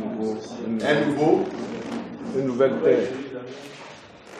Nouvel ciel, et pardon, les nouveaux cieux, la nouvelle terre. La ciel va être roulée. Vous comprenez? C'est-à-dire le 6e sceau, l'ouverture dans le 6e sceau nous parle les événements qui vont se passer lors de l'ouverture du 6e sceau, pardon, 7e sceau, les trompettes qui vont sonner, les événements qui vont y aller jusqu'à ce que Christ revienne et tout. Est-ce que vous comprenez un peu? C'est-à-dire que les événements sont cités là. On ne peut pas expliquer, par exemple, les ciels deviennent noirs, les trucs, parce que c'est des choses qui vont se réaliser physiquement. Mais le 6e sceau contient des éléments essentiels qu'on peut trouver dans le 7e sceau. Et jusqu'à Christ sera intronisé et le ciel et la terre vont passer. Où Dieu va créer un nouvel ciel, une nouvelle terre. Lui, il va comme ça. C'est ainsi que, quand nous parlons du 6e sceau, on est obligé de rentrer directement dans les événements des trompettes pour bien définir. Vous allez voir que les choses vont aller ensemble.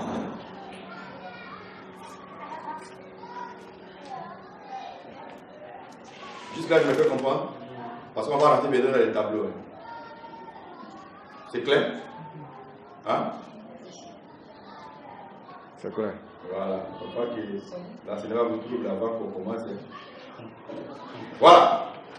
Donc, nous allons prendre maintenant, après chapitre 6, chapitre 8.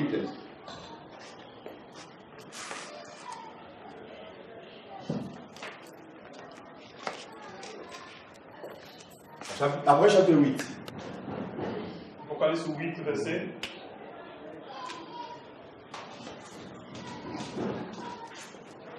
Verset 1er, avec verset 1er. Quand il ouvrit le 7e sceau, il eut dans le ciel un silence d'environ une demi-heure. Verset 2. Et je vis les 7 anges qui se tiennent devant Dieu, et 7 trompettes leur furent données. Verset 3. Et un autre ange vint et il se tint sur l'autel, ayant un encensoir d'or. Quand il ouvrit les sceaux, il y eut un silence de combien d'heures? Un silence d'environ une demi-heure. Une demi-heure de silence. Là, nous sommes maintenant à l'ouverture du 7e sceau. Dès qu'on ouvre le 7e sceau, la première des choses, on remarque qu'il y a un silence d'une demi-heure. Silence d'une demi-heure nous amène déjà à définir le temps qui est ici. C'est-à-dire, l'enseignement des sceaux a un rapport avec la dernière semaine des 70 semaines de Daniel. Ok. Regardez. Nous avons déjà les schémas avec nous. Et nous avons les croquis des 70 semaines de Daniel. Parce que ce que j'ai écrit ici, c'est un rapport avec ces schémas que nous allons développer ici. Mais dorénavant, je voulais vous signifier que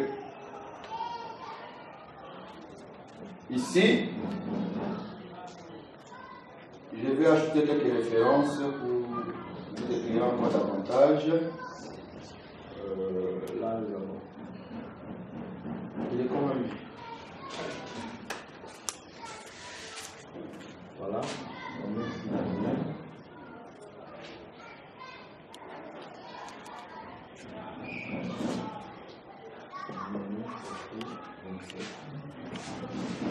Apocalypse, verset 17 à 12. Voilà. C'est un.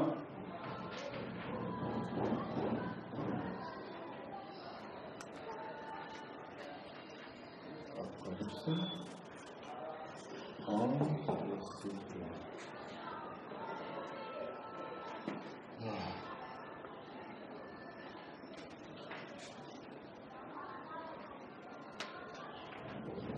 Ok, maintenant suivez.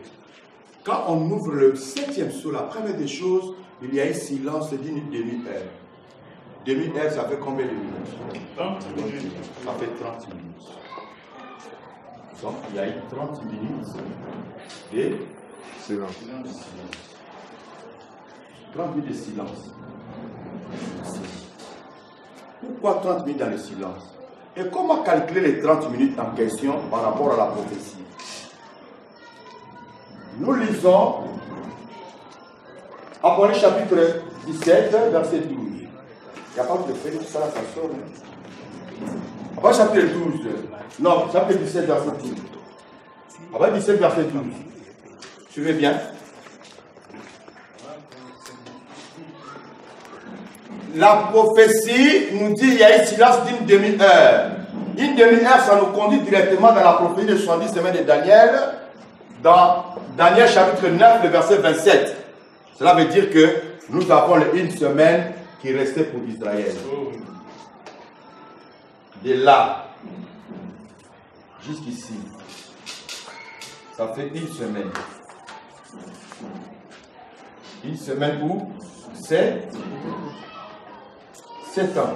Non, c'est bon.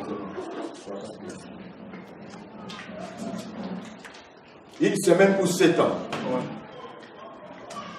Pour mieux commencer, nous allons commencer dans Daniel chapitre 9, le verset 26 à 27. On peut lire ça rapidement? Rapidement. Daniel chapitre 9, oui. Verset 26 à 27. 26 à 27. Ok.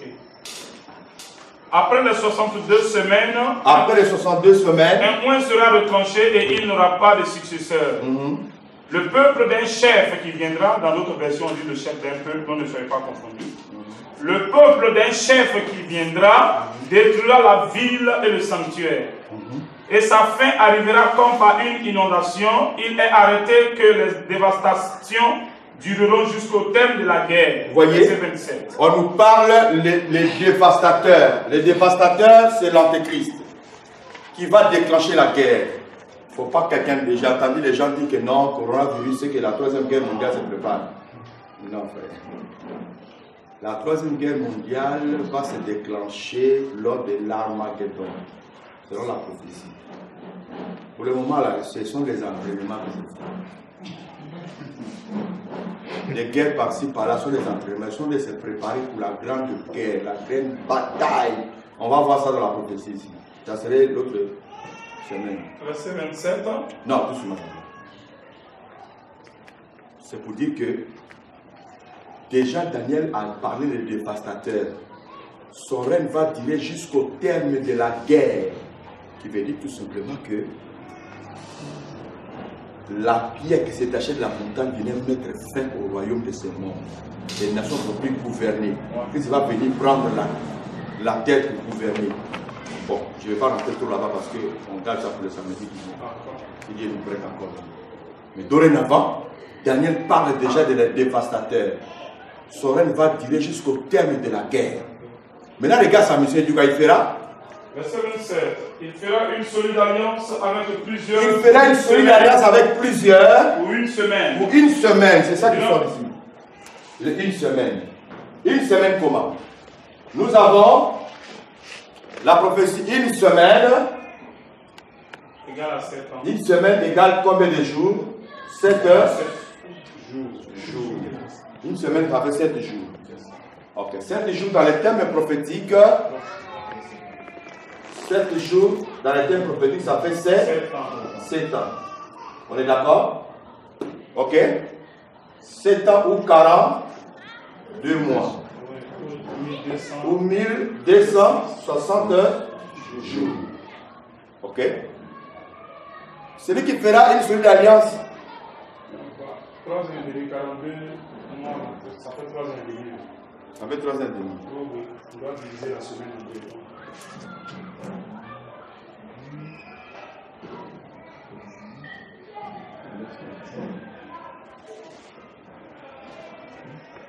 Je ne vais pas faire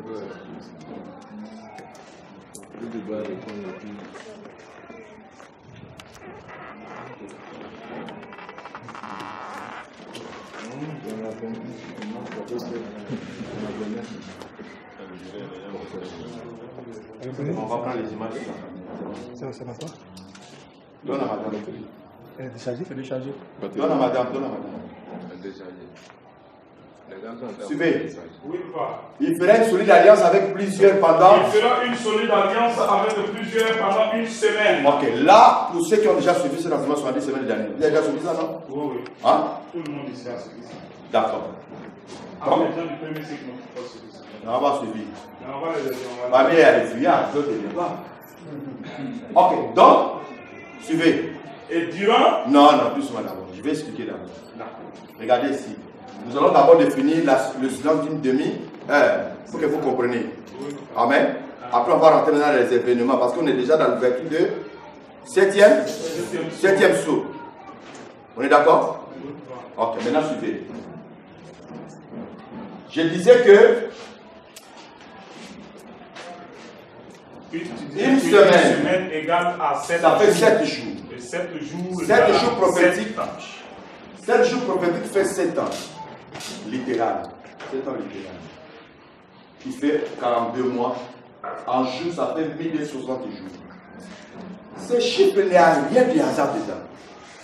Il se trouve que, comme nous sommes au temps des nations, et que la dernière nation qui domine le monde, c'est quelle nation? C'est Rome. Il faut que Rome prenne le relais du gouvernement. Est-ce que vous comprenez? C'est comme ça que l'autorité va aller maintenant à Rome. Et c'est là-bas l'antéchrist va sortir. Il aura le pouvoir religieux, militaire et politique. C'est-à-dire politique. Il aura ce pouvoir-là.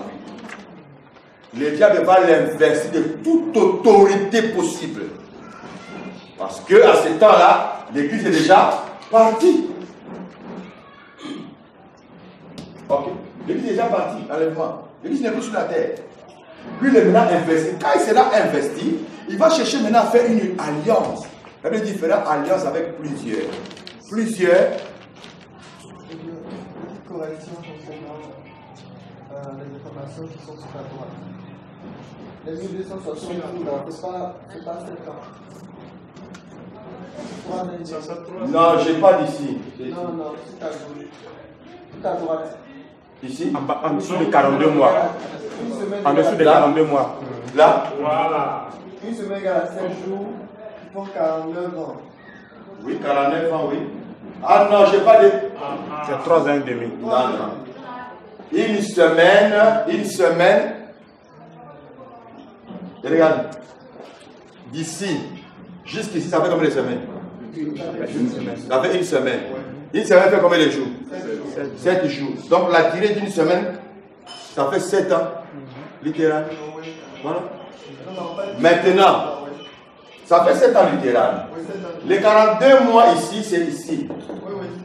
C'est notre explication en fait. Tu n'avais pas précisé. Ah, d'accord. Ok. Donc, je reprends pour dire que les 42 mois, c'est ici. 3 ans et demi. Voilà. Avec 3 ans et demi. Bon, on laisse d'abord ici. Ok, on reste là d'abord. Merci. Donc, voilà les bons élèves ici. Donc, il ferait celui avec plusieurs pendant. Il ferait celui avec plusieurs. Qui veut dire simplement que c'est une alliance multilatérale. Ça va prendre Israël, les pays arabes aux alentours. C'est comme ça qu'il va faire l'alliance avec eux. Les soucis d'Israël jusqu'aujourd'hui demeurent. Ils veulent voir leur Messie venir régner sur eux. Ça y est toujours là. À cause de ça, ils sont de construire le 3e temple. Ils veulent construire du moins le 3e temple. Ils sont chauds derrière ça. Ok. Cette alliance sera acceptée parce qu'Israël est fatigué. Il a besoin aussi de la paix. Lui, il va s'autoproclamer comme étant le Messie qu'Israël attendait. Donc l'alliance sera acceptée pour 7 ans. Or, les 7 ans en question, l'Église étant partie, le temps qui reste maintenant, c'est pour Israël. Parce qu'Israël a encore combien de semaines? Une semaine avec eux. Voilà. Et c'est comme ça que Dieu va envoyer les 2 témoins pour Israël. On était sur Malachie. Malachie 4, 5, 6. Non, du verset 1 jusqu'au verset 6. Je vous enverrai Élie le prophète avant que le jour de l'Éternel n'arrive. Vous comprenez? C'est là que les Branhamites sont mélangés, ils ont mis Branham dans cette histoire. Or, Dieu parle au peuple d'Israël qui va les envoyer Élie les prophètes. Ce n'est pas pour les nations, c'est pour Israël. Pourquoi? Parce que nous, les nations, nous étant de grâce éternelle. Je pose une question pour voir si vous me suivez bien. Hein? Pasteur Thierry, je peux te poser cette question? Ok. Les temps de la grâce pour les nations prend fin à partir de l'enlèvement. Tu es d'accord avec moi? Hein? Donc, maintenant, ici, est-ce que le temps des nations continue? Est-ce que quoi? Le temps des nations continue. Les nations, les nations en tant qu'église ou nations en tant que puissance qui domine? Je réponds à ma question. Oui. À partir d'ici, l'église est partie. Oui. Est-ce que le temps des nations continue? Non. Pourquoi non? L'église est en éveil. Oui. L'église est aux noces. Donc, ceux qui sont là, si on parle des nations, on ne parlera plus des nations en tant qu'église, mais on parlera des nations en tant que puissance. Les bonnes nations en tant que puissance sont où? C'est ceux qui dominent actuellement. Oui, mais est-ce qu'ils sont là encore?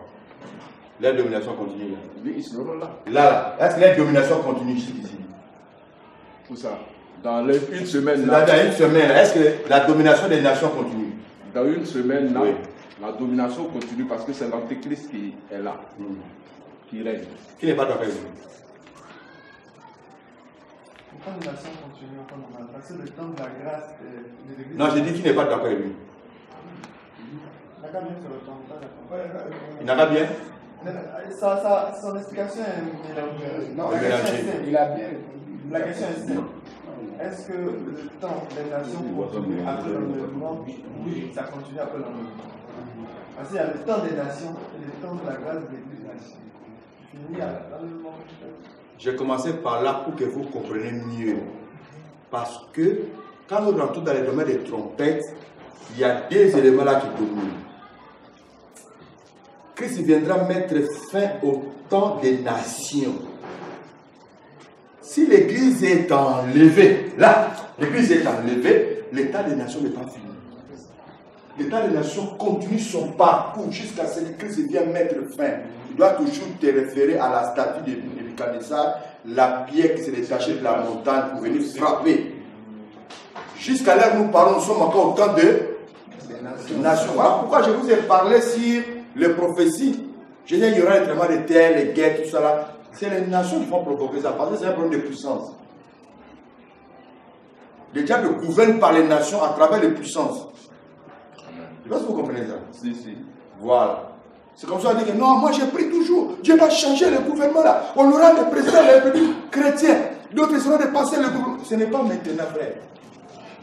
Il ne faut pas avoir te tromper. Il faut connaître les prophéties bibliques. On est d'accord? Toi, tu peux accepter vraiment dans ta maison. Hein? Ton oncle vient mettre son gouvernement dans ta maison. Ça dit à partir d'aujourd'hui, mon petit, il faut te reposer un peu. J'ai voyé ton petit frère, c'est lui qui va gouverner la maison. Voilà, lui, sa femme, donc c'est lui qui doit décider. Toi, tu donnes seulement l'argent, nous, on va décider ce qu'on va préparer. C'est pas possible. Le diable, c'est lui qui gouverne le monde, frère. Maintenant, vous allez mettre dans son gouvernement là, des pasteurs, des chrétiens, tout ça là, c'est des alléluia, on sort au nom de Jésus, c'est ça qui va dominer son royaume. Est-ce que là d'accord? Alors, ce que vous allez comprendre, c'est que au fur et à mesure que le temps s'approche et qu'il réalise que Christ s'approche, automatiquement le diable devient très puissant. Il devient très ennuyant. Et ça, très provocateur. Les choses vont changer. Jésus a dit le péché va croître. La charité le plus grand homme va refroidir. Les rébellions vont rentrer dans les églises. L'Antéchrist va séduire beaucoup de pasteurs. Aujourd'hui, il y a des francs-maçons qui vont dans les églises proposer des marchés aux pasteurs. Faire de toi une église riche, tu auras tout, frère. Il faut que tu rentres dans le truc. Ce qui fait qu'il y a d'autres pasteurs qui couchent avec les fidèles, qui enceintent, il y a des grossesses. Ils savent comment ils font avec les grossesses qu'ils enlèvent. Il n'y a rien pour rien. Il y a des pasteurs qui sont homosexuels. Avant-hier, c'est hier, j'ai posé avec Philippe, c'est hier. J'ai un de mes petits qui est à Paris là-bas, j'ai causé avec l'autre téléphone, ça va un peu comment les gens. J'ai appelé beaucoup de mes enfants qui sont un peu à l'étranger. Il m'a dit qu'il y a l'un de mes petits qui était avec moi ici, c'est les enfants rebelles.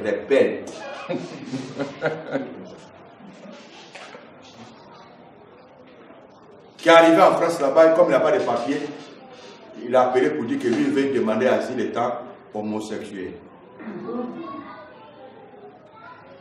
Vous vous rendez compte? Parce que là-bas, là, c'est facile, puis ça donne vite.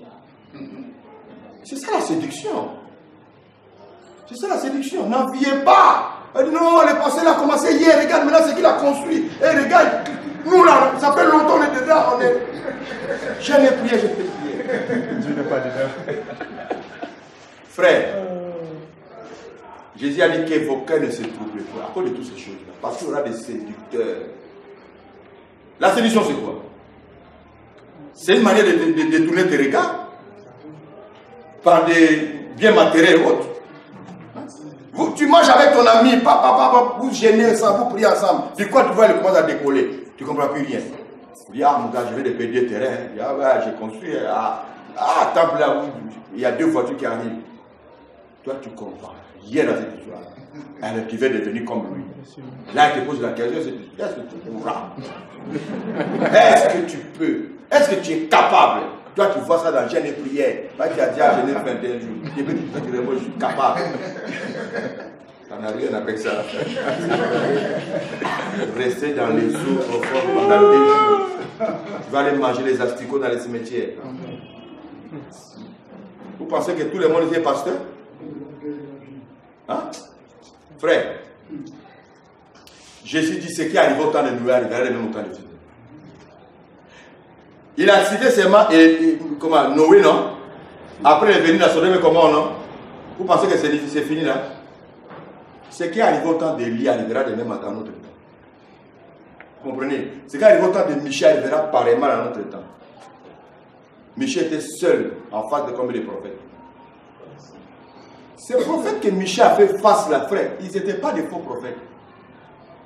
Ça n'a rien à voir avec les prophètes qu'Élie a fait face. Élie a fait face avec les faux prophètes de Baal. Mais Michel a fait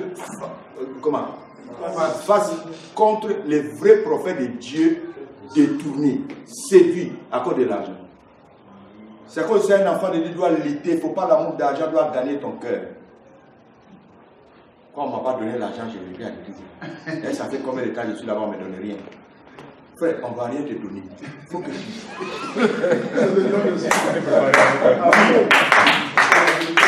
on doit te forger. Frère, moi, j'ai reçu une bonne formation. Quoi. Ceux qui me savent la fête d'argent, là, je n'aime pas trop mon accent déjà. Demandez à notre trésorier, ça fait combien d'années? Je n'ai jamais demandé. Je dis les deux pays à combien d'années? Je n'ai jamais demandé.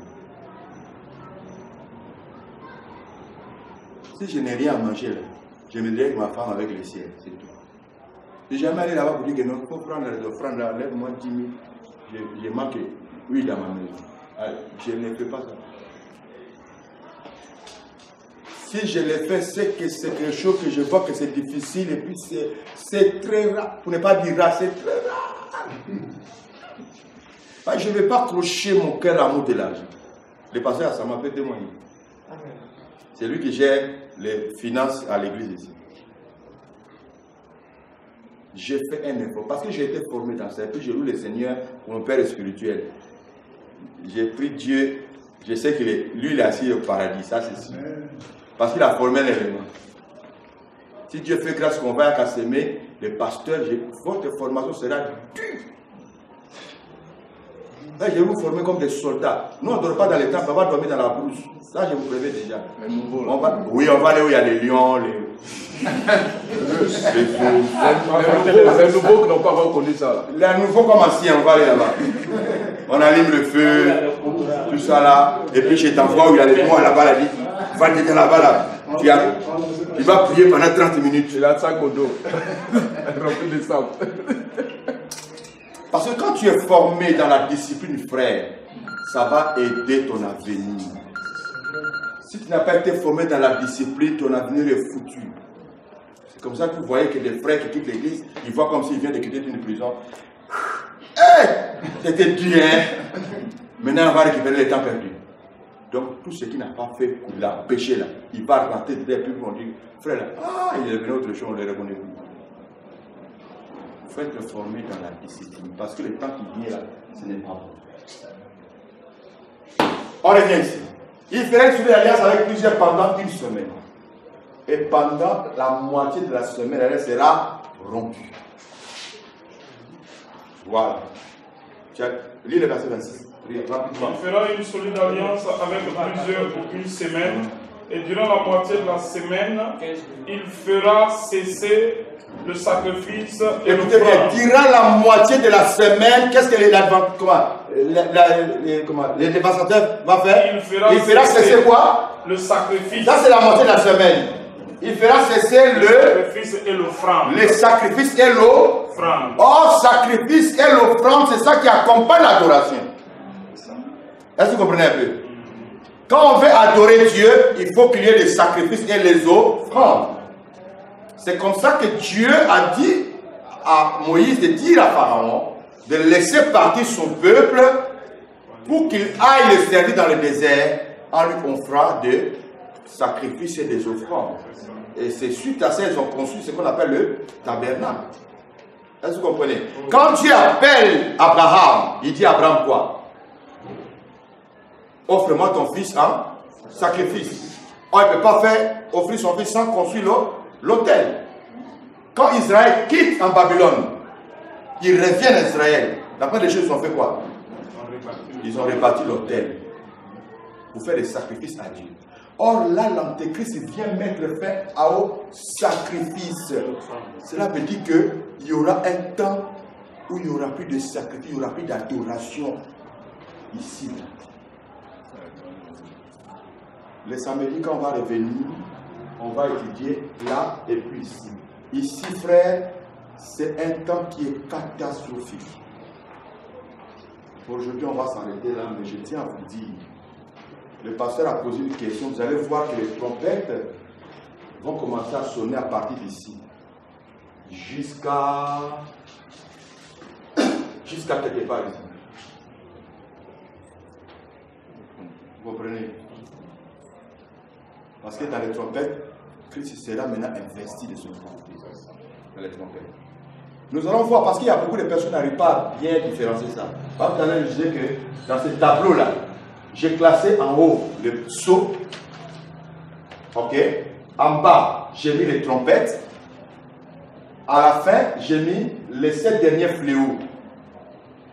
Ces événements-là sont combinés par rapport aux trompettes. Il y a des événements qui ne sont pas liés aux trompettes. C'est-à-dire il y a certains sauts qui ne sont pas liés aux trompettes. Il y a certains sauts qui sont liés aux trompettes. Ce n'est pas tous les sauts qui sont liés aux trompettes. Ça, je vais expliquer ça bien quand on va arriver le samedi prochain. Ce n'est pas tous les sauts ici qui sont liés aux trompettes. Il y a que quelques sauts qui sont liés aux trompettes. Ça, c'est un. Deux, nous allons voir les... Voilà, nous allons voir les trompettes ensemble avec le sceau. Et nous allons voir les fléaux. Nous allons comparer comment les événements vont se produire. À quel moment les fléaux d'ici vont intervenir. Quelle est la différence entre les fléaux d'ici et les fléaux de là. La différence entre les trompettes d'ici et les trompettes de là. Nous allons étudier ça. Et nous allons voir à la fin comment l'Église sera installée sur son trône. Et dorénavant, retenez que les trompettes n'ont pas encore commencé à sonner. Pour quelle raison? L'Église n'est pas encore enlevée. Les trompettes annoncent quoi? La colère.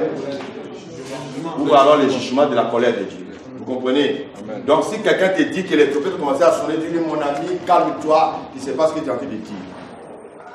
C'est ainsi que je vous donne l'exercice, allez-y lire après chapitre 8. Ok? Verset 1er jusqu'au verset 13. À 14 déjà on nous avertit, attention pour les trompettes qui vont suivre. Donc nous avons deux types de trompettes qui vont retentir. Ils sont vraiment différents. Il y a première, deuxième, troisième, quatrième. Ok. Le cinquième trompette, on dit déjà de faire attention sur ce qui va arriver. Les trompettes ne sont pas pareilles. Il y a de faire attention pour les événements qui vont suivre. Parce que au fur et à mesure que les trompettes vont commencer à retentir, les événements seront cruels et méchants, frère. Jusqu'au point où les gens vont commencer à dire que Dieu n'existe plus. Les gens vont commencer à insulter Dieu. Les temps seront graves. Vous n'avez jamais vu un démon, frère. Mais pendant ce temps-là, vous le verrez. Vous allez voir les démons. Je souhaiterais que tu ne le voies pas pour que tu sois enlevé. Comme quelqu'un pourrait le dire, sois affreux. Il y a un pasteur, quand il fait des délivrances, il y a les magouillards qui sortent, les crapauds qui sortent, les poissons, les cafards. Il dit ça, c'est l'esprit qui était fatigué. Maintenant, si c'est un esprit de mari de nuit, pourquoi une mari de nuit ne soit pas politiquée? On l'attrape avec une femme de nuit. Si c'est l'esprit de lion, pourquoi lion ne sort pas? Juste pour dire que il y a des trompettes qui vont déclencher un mouvement des démons qui vont apparaître visiblement sur la terre. Là, ça serait très affreux. Quand j'ai étudié cet enseignement, frère, j'ai senti l'importance que l'Église entière soit enseignée sur le fléau. Que Dieu nous bénisse. Jusque-là, c'est clair? Hein? Amen. Oui? Bon.